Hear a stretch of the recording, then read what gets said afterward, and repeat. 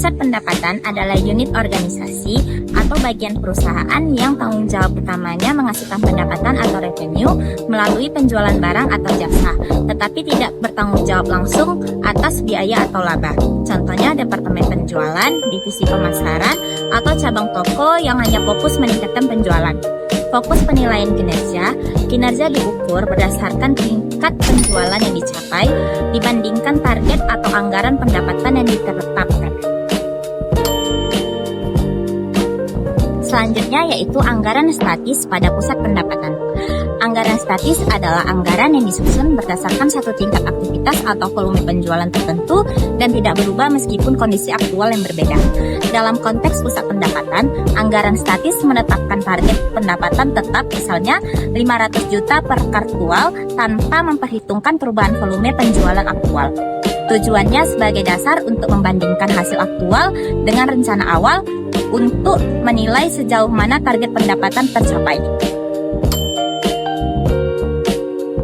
Selanjutnya kita akan membahas selisih harga jual atau selling price variance. Dengan rumus, selisih harga jual sama dengan harga jual aktual dikurang harga jual anggaran, hasilnya dikali jumlah unit aktual. Selisih ini memiliki makna menunjukkan dampak perubahan harga jual per unit terhadap pendapatan total. Contohnya, jika harga jual aktual 52.000 sedangkan harga anggarannya 50.000 per unit, untuk 1.000 unit maka 52.000 dikurang 50.000 dikali 10.000 hasilnya 20 juta.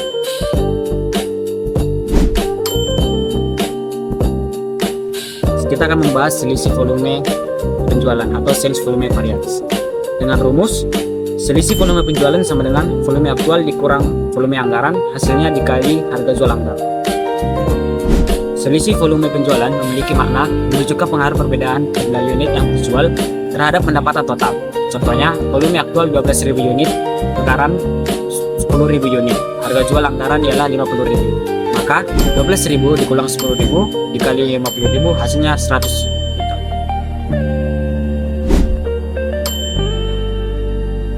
Selisih volume industri. Selisih ini menunjukkan sejauh mana perubahan total permintaan industri mempengaruhi volume penjualan perusahaan. Untuk rumusnya, selisih volume industri sama dengan volume industri aktual dikurang volume industri anggaran. Hasilnya akan dikalikan pangsa pasar anggaran dikali lagi harga jual anggaran. Maknanya, mengukur dampak dari naik atau turunnya pasar secara keseluruhan bukan karena kinerja perusahaan sendiri. Selisih pangsa pasar, market share variance. Selisih ini mengukur dampak perubahan pangsa pasar perusahaan terhadap pendapatan. Rumusnya, selisih pangsa pasar sama dengan pangsa pasar aktual dikurang pangsa pasar anggaran, hasilnya dikali volume industri aktual dikali harga jual anggaran. Menunjukkan apakah perusahaan berhasil memperluas atau kehilangan pangsa pasar dibanding rencana. Terakhir, kita akan membahas tentang evaluasi beban. Walaupun pusat pendapatan tidak bertanggung jawab langsung atas laba atau biaya produksi, biaya penjualan, dan pemasaran, tetap perlu dievaluasi untuk efisiensi. Evaluasi beban biasanya mencakup biaya tenaga kerja, biaya tenaga penjual atau sales expense, biaya promosi dan iklan, biaya distribusikan atau pengiriman, biaya administrasi penjualan.